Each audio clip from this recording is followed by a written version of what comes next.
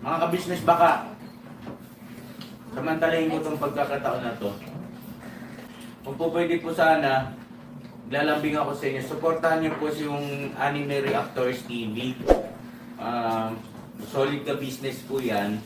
Tapos ano po kasi siya, bedridden na po, mga ka-business. So sa pamamagitan ng pagbablog, awa ng Diyos nga, na-monetize na siya.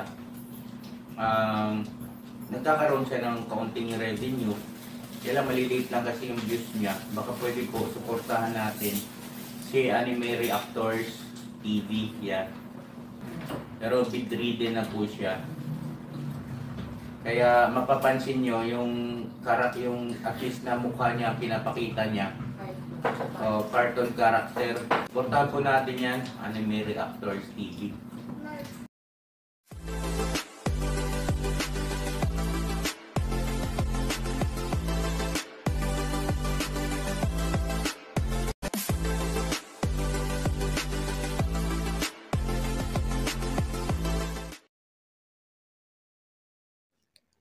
Hello guys, mapagpalang araw po sa ating lahat. Narito pong muli ang inyong lingkod, Anime Reactors TV. At sa mga hindi pa po nakaka-subscribe dyan sa aking munting channel, ay baka pwede naman pong makipindot na po ng subscribe button. At makilike and share na rin po ng aking mga video.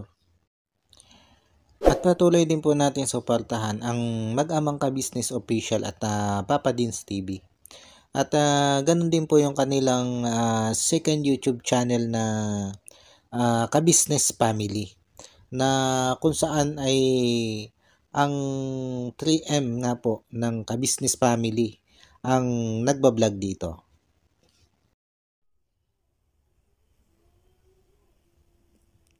Yun guys, panibagong araw, panibagong reaction ulit po tayo. At for today's video po ay gawan po natin ng reaction itong pag-absent na naman nitong si Kuya Bong.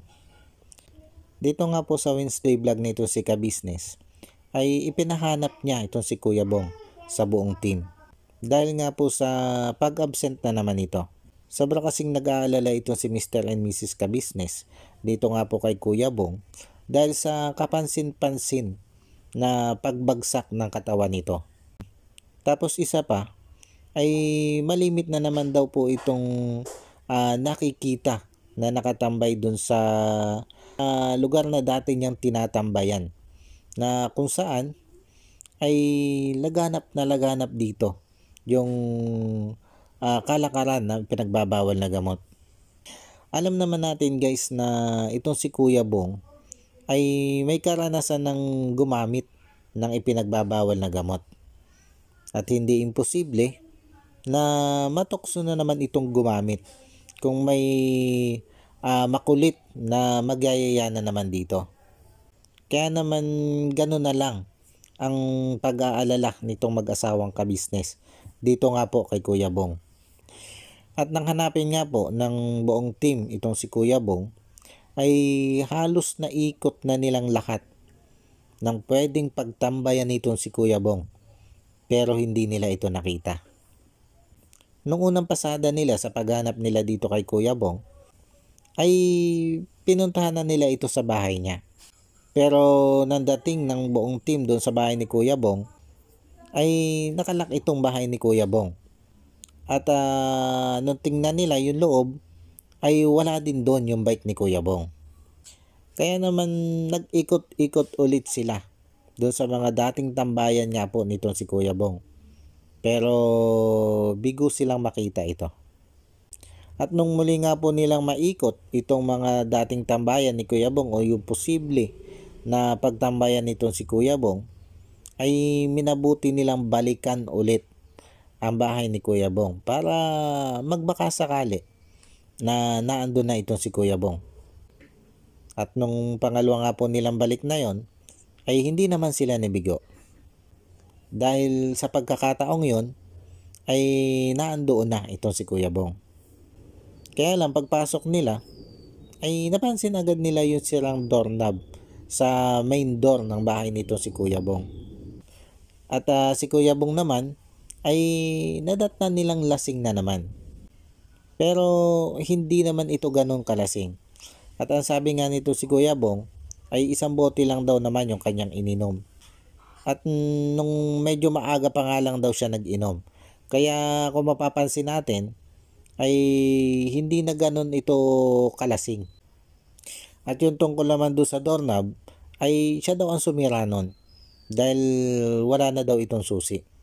At sa pag-uusap nitong sila Kuya Bong at nitong buong team ay sinabi nga po ng buong team na pumasok na itong si Kuya Bong dahil mag-a-awarding na nga rin po nitong winner dito sa solo vlog challenge na may premyo nga pong 100,000.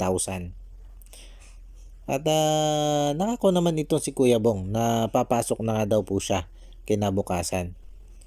Ang medyo nakakapag-alala lang talaga dito kay Kuya Bong ay yung sinabi nitong si Ka-Business na lagi nga daw itong nakatambay doon sa lugar kung saan ay talamak na talamak nga daw po ang ipinagbabawal na gamot.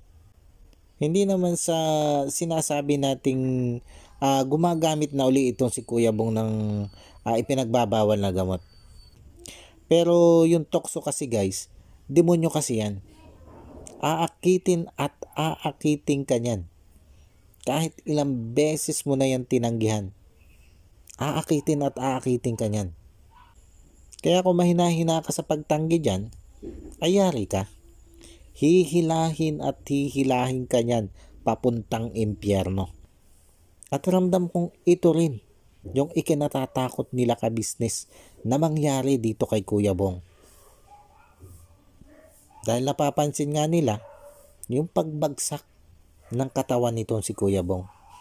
At alam naman natin na ang isang taong gumagamit ng ipinagbabawal na gamot ay kalimitan bumabagsak ang katawan niyan. Katulad halimbawa na nakita natin sa katawan nga nitong si Botchok. Nakita naman natin kung gaano ito kataba, kung gaano kaganda ang katawan nitong si Botchok nung bago ito umalis dito kay Ka-Business. Pero ito nga, nung huling kita natin dito kay Botchok, ay napakalaki ng ibinagsak ng katawan niya dahil nga po sa paggamit ng ipinagbabawal na gamot. Kaya itong si Kuya Bong, sana naman talaga hindi na siya matukso sa pang-aakit ng mga mali niyang barkada. Dahil ang laki niya ng pinagbago niya simula nung una siya makita o makilala nito sila Ka-Business. Dati nung una, kung ano yung tanong mo, yun lang din ang isasagot niya. Minsan nga ang mga sinasagot lang niya doon sa mga tanong nila Ka-Business sa akin na lang yung kuya. O kaya okay lang ako. Wala lang yun. Ganun lang. Ganun lang yung mga sagutan niya dati.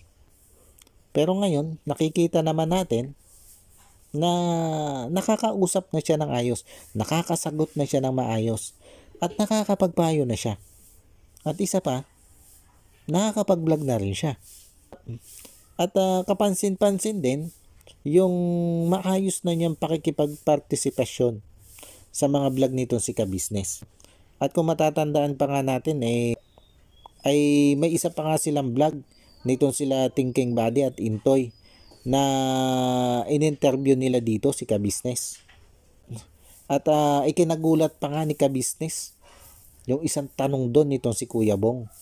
At dahil nga sa tanong na yun ni Kuya Bong, ay umabot pa nga sa naikwento na nitong si Ka-Business yung mga karanasan niya sa buhay dati na hindi pa natin nalalaman. Na doon lang sa vlog na yun natin nalaman kung ano ba ang pinagdaanan nito si Ka-Business dati. At isa pa, ay kapansin-pansin din dito kay Kuya Bong yung malimit niyang pagpapasalamat sa ating Panginoon. At madalas pa nga, ay siya ang nagpapaalala lalo na sa mga beneficiary nitong si Ka-Business at ni Papa Dins na dapat ay ang unang-una nating pagpapasalamatan ay ang ating Panginoon. Kaya masasabi kong ito yung aking batayan para masabi kong napakalaki na ng ipinagbago nitong si Kuya Bong. At alam naman natin na ang dahilan yan ay yung walang sawang pag-unawa, paggabay, at pagbibigay at pagpaparamdam nila ka-business ng totoong pagmamahal dito kay Kuya Bong. Kaya sana naman ay hindi masayang ang mga pinaghirapang ito nila ka-business para dito kay Kuya Bong. Sana lang ay hindi magpatukso ulit itong si Kuya Bong sa akit ng maling barkada. Sana nga magtuloy-tuloy na ang ginagawang pagbabago nitong si Kuya Bong. Dahil sayang na sayang yung kanyang mga nasimulang pagbabago. Ang laki na kasi nung pinagbago niya. Kaya nakakapanghinayang kung babalik lang siya sa dati.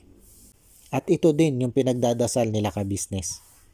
At inihihingi ng tulong nila ka-business sa lahat ng viewers, sa lahat ng kanyang supporters, na ipagdasal nating lahat itong si Kuya Bong para hindi na nga ito matukso o makaiwas na ito ng tuluyan dun sa tukso ng kanyang mga maling barkada.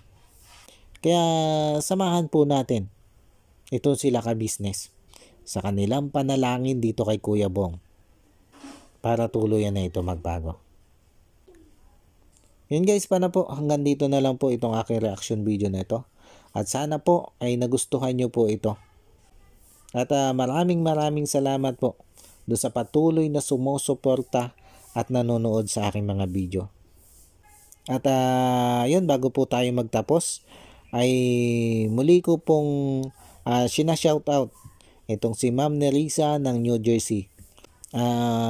Maraming salamat po sa inyo, ma'am, sa patuloy nyo pong pagsuporta at walang sawang panonood po sa aking mga video. God bless po sa inyo at sa buong pamilya nyo po. At yun, lagi po kayo mag-iingat dyan, ma'am. At shoutout din po sa lahat ng patuloy na sumusuporta sa akin at nanonood nga po na aking mga video. God bless po sa inyong lahat. Maraming salamat po sa walang sawa nyo pong panonood sa aking mga video.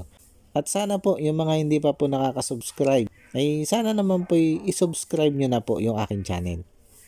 Muli po, maraming salamat and God bless po sa ating lahat. Paano po? Hanggang dito na lang muna po yung aking reaction video. At muli po ay maraming thank you po sa patuloy na sumusuporta at nanonood ng aking mga video. At sa mga hindi pa nga po nakaka-subscribe dyan, ay baka pwede naman po makipindot na ng subscribe button at makilike and share na rin po ng aking mga video. Muli po ay maraming salamat po and God bless po sa inyong lahat. Anime Reactors, shoutout po. Suportahan natin yan si Anime Reactors TV. Yan, pakisupport po natin. Siya po ay isang bedridden na mga ka-business. Check nyo po yung kanyang YouTube channel, Anime Reactors TV. Siya po isang bedridden na, ayan, kahit paano nakakagawa-gawa siya ng mga reaction video patungkol sa ka-business official. Suportahan po natin para kahit paano magkaroon siya ng revenue. May magamit siya sa pambili-bili man lang ng gamot. Ano po mga ka-business.